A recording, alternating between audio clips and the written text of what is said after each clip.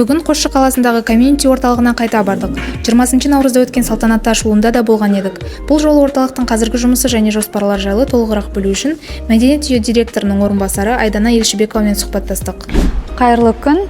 Жалпы біз қоғамдық мәдениет спорт кешені 3 бағытта жұмыс жасаймыз.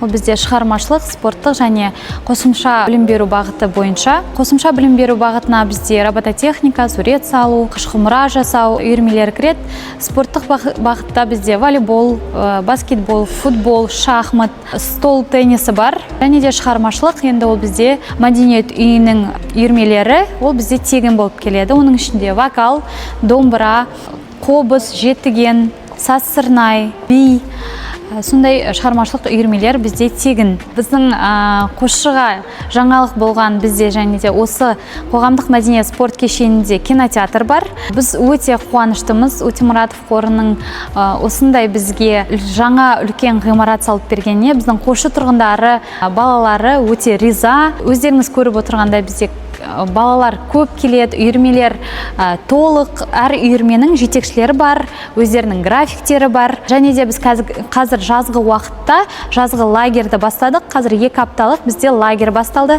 Бүгін бірінші күн. Бізге сәттілік тілеп қойыңыздар.